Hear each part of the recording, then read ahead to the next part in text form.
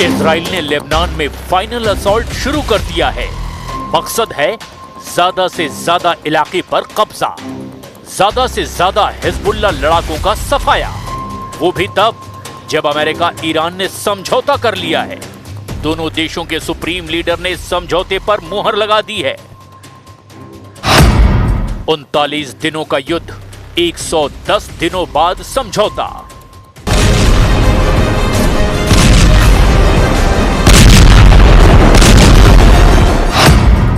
विजेता कौन, अमेरिका या ईरान? ट्रंप की शर्तों पर समझौता हुआ या फिर मुस्तबा का चला दांव? ईरान ने क्यों कहा 12 दुश्मनों को माफी नहीं मिलेगी?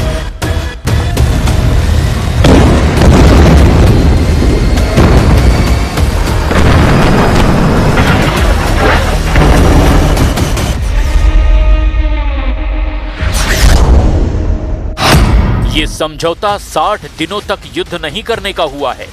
मतलब ये फाइनल समझौता नहीं है, क्योंकि ट्रंप को भी अभी ईरान पर डाउट है। लेकिन ईरान को कोई डाउट नहीं, ईरान युद्ध के लिए बिल्कुल रेडी है। वजह इजराइल है। इजराइल ने ताबड़तोड़ हमले जारी रखे हैं।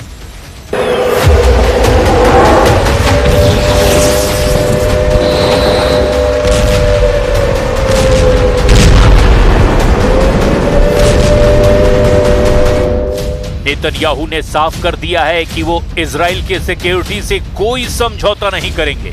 उन्होंने दो टूक कहा कि ईरान को कभी भी परमाणु हथियार नहीं बनाने देंगे। दक्षिणी लेबनान के बफर जोन से भी इजरायली सेना पीछे नहीं हटेगी। यानी ट्रंप की शांति पहल के बीच नेतन्याहू ने नया सख्त संदेश दे दिया है।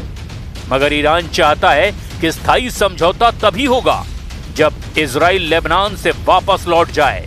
हालांकि अमेरिका की दलील है कि इजराइल की वापसी वाली शर्त इस डील में शामिल नहीं है। मतलब ये कि समझौता दिखावे के लिए भले ही कर लिया गया, लेकिन बारूदी टकराव की पूरी गुंजाइश बची हुई है। क्योंकि इजराइल लेबनान में जितनी जमीन पर कब्जा कर चुका है, वो उसे छोड़ने के लिए तैयार नहीं। इजराइल धमकी दे रहा है कि अगर ईरान ने एटमी प्रोग्राम बंद नहीं किया तो युद्ध तेहरान तक फैलेगा। इजराइल चेतावनी दे रहा है कि अगर ईरान ने मिसाइलें खत्म नहीं की तो उसे दोबारा दहलाया जाएगा।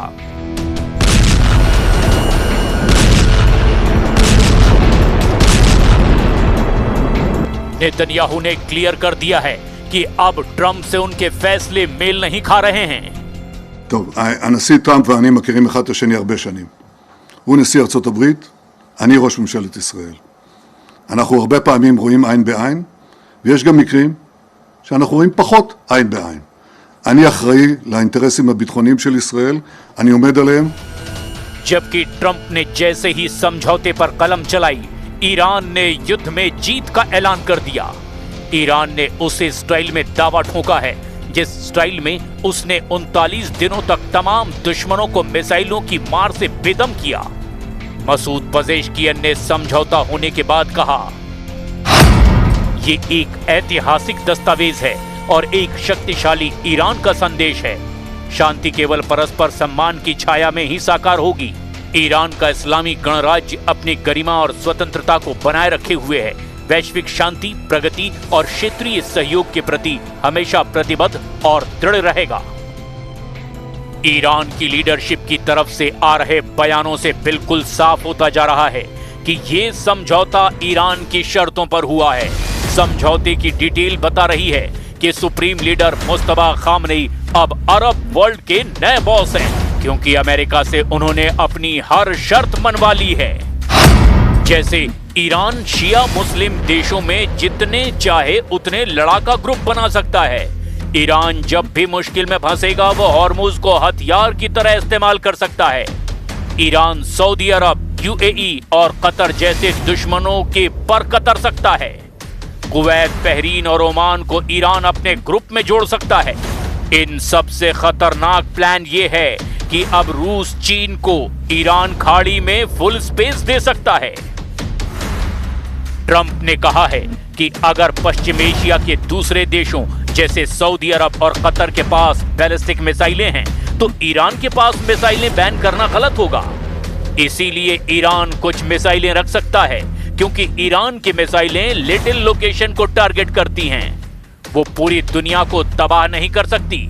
अब कहा यह जा रहा है कि ट्रंप ने लिटिल लोकेशन शब्द का इस्तेमाल इजराइल के लिए किया और इसीलिए ट्रंप का ईरान की मिसाइलों पर दिया गया बयान इजराइल के लिए खतरे की घंटी कहा जा रहा है, क्योंकि जंग में उसके मिसाइलों ने इजराइल को ही निशाना बनाया था। ईरान के पास मिसाइलों की पावर होने के मायने हैं कि अब खाड़ी में उसकी बादशाहत को कोई चुनौती नहीं दे पाएगा। ईरान अरब वर्ल्ड का सबसे पावरफुल देश बन चुका है।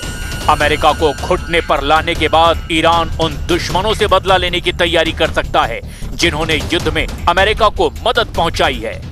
दुश्मनों की लिस्ट में वही देश हैं जहां अमेरिका के सैन्य अड्डे हैं।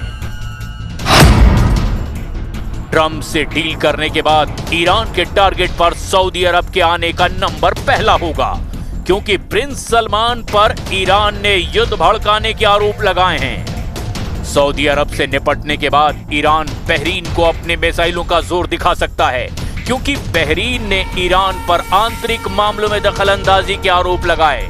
ईरान बहरीन का फारस की खाड़ी में टकराव है। कुवैत को भी ईरान कुचलने का प्लान बना सकता है, क्योंकि कुवैत में अमेरिकी हथियारों का बहुत बड़ा जमावड़ा है। इसके साथ ही संयुक्त अरब अमीरात को ईरान सबसे सख्त सजा दे सकता है।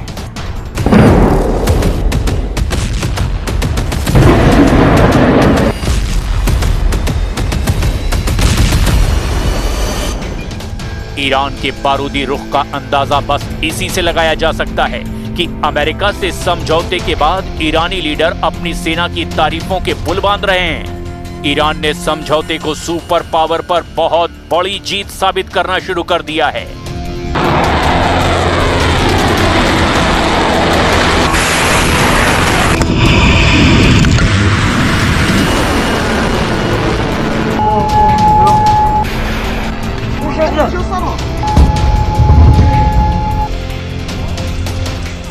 که این علم پیروزی میدان که دشمنان ما هم گفتن و دوستان ما هم دیدن، ملت ما هم یه عظمت رو دیدن که نیروهای مسلح ما हकीकत तो यही है कि फिलहाल ईरान के पास बढ़त है, अमेरिका बैकफुट पर है, लेकिन इस वॉर गेम का असल प्लेयर इजराइल है, जिसका मकसद सिर्फ एक है, वो है ईरान में तख्ता पलट, ईरान के एटमी प्रोग्राम का पूरी तरह से खात्मा, ईरान की मिसाइल पावर का पूरी तरह से सफाया।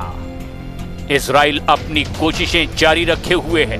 हालांकि अमेरिका के बिना इजराइल कितना कामयाब होगा ये कहना मुश्किल है। मुमकिन ये भी है कि इजराइल से बदला लेने के लिए ईरान ऑपरेशन नेगेव एक्टिव कर दे।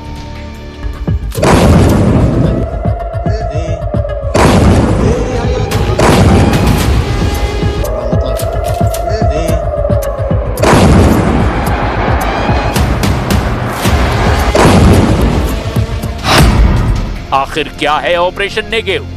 इजराइल को कैसे चोट पहुंचाना चाहता है ईरान?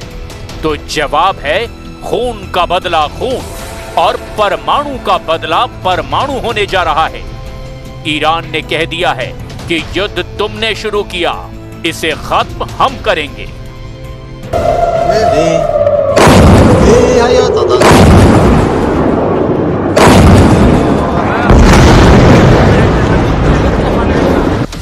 ऑपरेशन नेगेव के मायने हैं इजराइल की सबसे बड़ी और खुफिया ताकत पर हमला।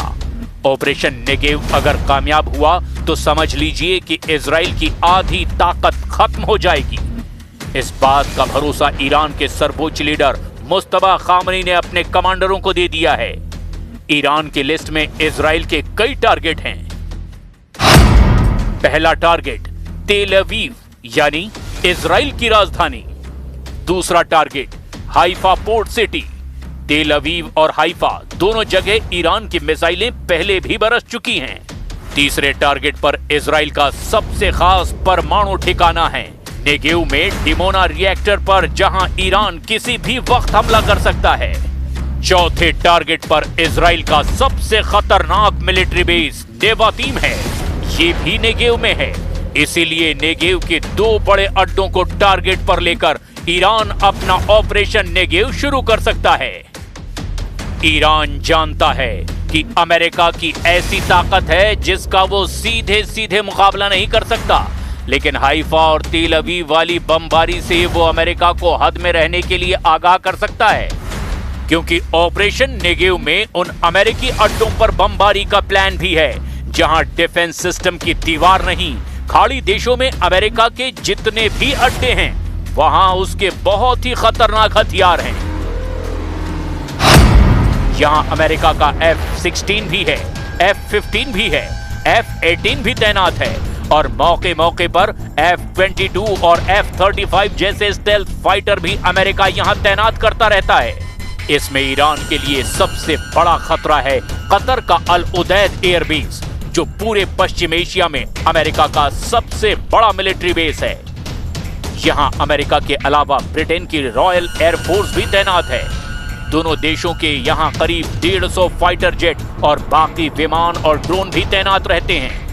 यहीं से अमेरिका पूरे पश्चिम एशिया पर नजर रखता है।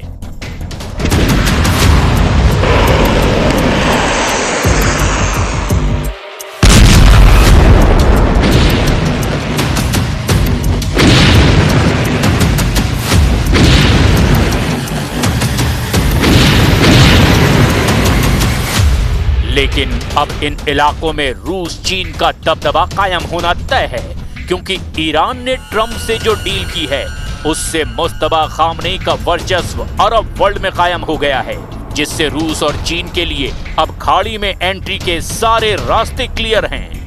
रूस और चीन दोनों ने युद्ध में ईरान का खुलकर साथ दिया है। ये दोनों देश ईरान को अब हाईटेक हथियारों से लैस करने का मौका हाथ से जाने नहीं देंगे। ये बात भी पक्की है कि जैसे ही रूस चीन का दखल बढ़ेगा, अमेरिका खुद को खाड़ी युद्ध से दूर नहीं रख पाएगा।